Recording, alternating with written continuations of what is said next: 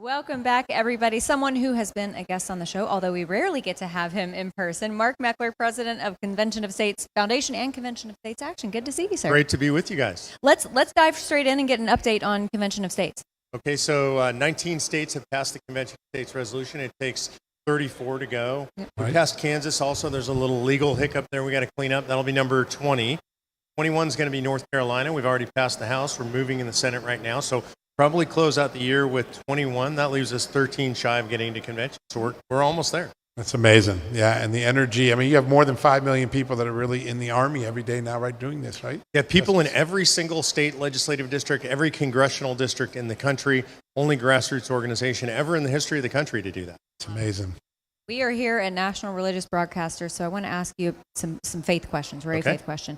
As we see across America, Christians, I guess it seems that we are having to get bolder because the left continues to bring forth issues, especially relating to LGBT issues, the transgender issue, especially when you start messing with kids.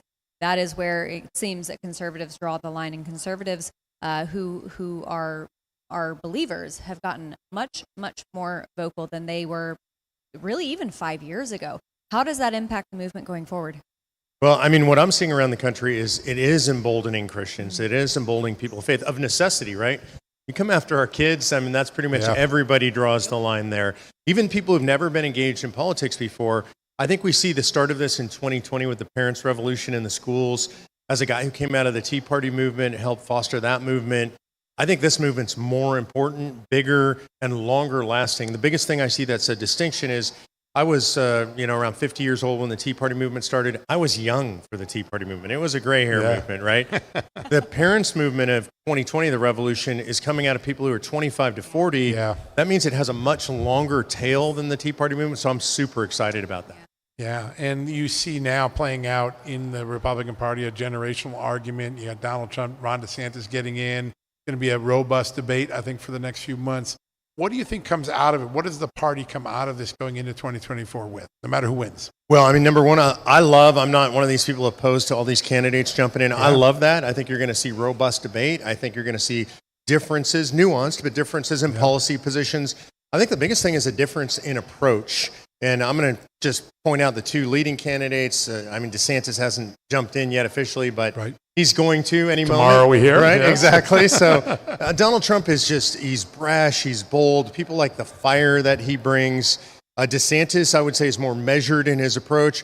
They're pretty similar on a lot of the issues, though. I think they're both bringing the conservative approach to governance, but a very different style. Yeah, no doubt. We had President Trump on the show last night, and he was talking about, specifically the abortion issue. That is a big issue. But we are here in Florida, a state that values life, a state that values conservative values. How impactful do you think that abortion is going to be next year in the election as it pertains to specifically President Trump, but also Governor Ron DeSantis, assuming he does announce tomorrow night the rumor? I think it's major on both parties. It is going to invigorate the Democrat base, so that's dangerous for Republicans. The question is, will it invigorate the conservative base just as much? It has to if we're going to win elections, and I think there are a lot of Republicans who've shied away from the issue. Neither President Trump nor Ron DeSantis has done that, and so I think that is going to be a hallmark issue of this election. Yeah, there's no doubt about it. I think a lot of conservatives came out of the 2020 and 2022 elections a little deflated, a little demoralized, and maybe we can't win things. But you look at the last few months, and there have been victory after victory where conservatives have stood up and said, we're not going to take that. Bud Light. Today, Ford reversing course and saying we are going to keep AM radios in there. Had they taken them out, Christian radio, important to the audience here, conservative radio, important to the country. I think there's some lessons, and you go back to Youngkin in 2021, standing up, fighting, and getting in the fight actually does produce victory. Standing on the sidelines never gets anyone a win. Well, and I think it produces victories because if you and I represent just regular grassroots folks, if we look at politicians and think, well, there's no fire in their belly. They're not fighting for the things that really matter to me. We're way less likely to vote. That's right. I'm going to engage because I see a man or a woman that's standing up and they're carrying the standard of conservatism. And like, okay, I can get into a fight with that person. Yeah, that's it. Inspires us. I want to ask you about culture because, with Ford and Bud Light and so many companies going woke, churches going woke. My goodness. I mean, this Yeah. is something that we saw, especially during COVID, when churches kind of cowered to big government and said, we're going to stay shut. We're not going to open back up until you say we can. Is that something that you think is driving conservatives? Because, I'm with you. I thought in 2022 that the abortion issue was going to be something that would drive conservatives to the polls. I don't think it did. I think it did much better for Democrats than it did Republicans. What are some of those cultural issues that we have got to really drive down? Because you contrast that with the left, and we couldn't be further apart. So I think there's a broad swath here that starts with abortion, but it goes into all the alphabet soup, sexuality issues, gender confusion. I would call it child abuse, gender mutilation, all that stuff. And it goes into CRT, which is also a parental rights issue. So I think we should broadly paint this as a parental rights issue. Yeah. The left believes broadly that our children do not belong to us as parents, that they actually, and this has come out of the White House recently, none of our kids are our own according to them. And I think people on our side are saying, okay, now I'm drawing the line. You think my kids belong to you? That's not happening on this earth. And so I think this is the way we present this is really about parental rights, not just abortion, not any one of those issues, but that's a basket of issues that really matters to conservatives. Democrats are going to try to put a lot of constitutional amendments about abortion in the states to drive their people out. Is there a good energy and a good idea behind getting parental rights enshrined in state constitutions as a way to get young parents out and vote, and no matter who the candidate is, say, I want to make that for future generations. I don't want another generation of kids to go through school like what we just saw.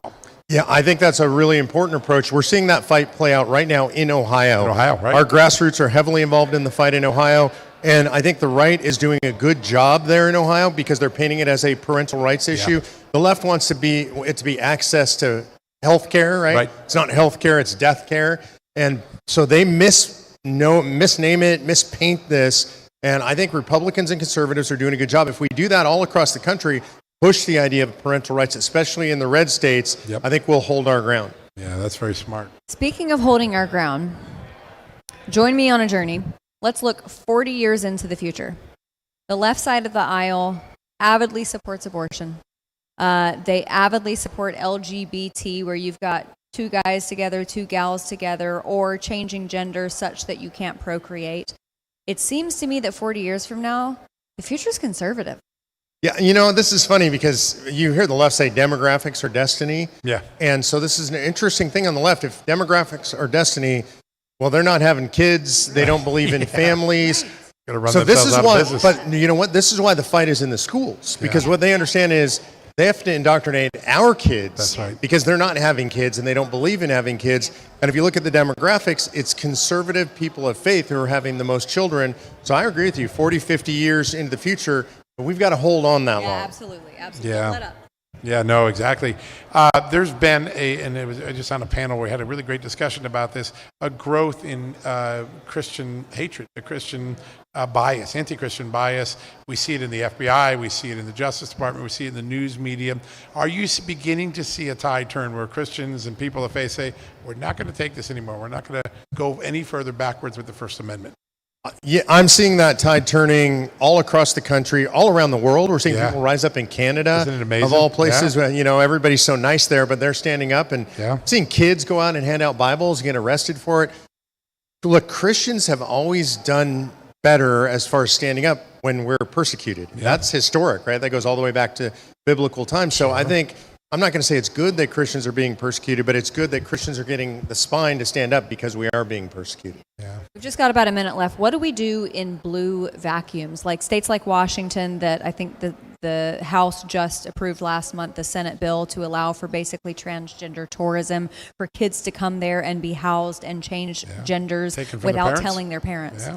Yeah, look, the fight in those places at the city and the county level, we can win most of those offices. We need to take the school boards back. You go into these counties, conservative counties have woke school boards. Yeah. So we need to take those back, fix the education system. If you take enough counties, that percolates up into state level government. So it's really, look, it's a Nehemiah deal. You fix the wall where you live, and we can do that locally all across the country. Hold a sword in the other hand. You got it. That's right.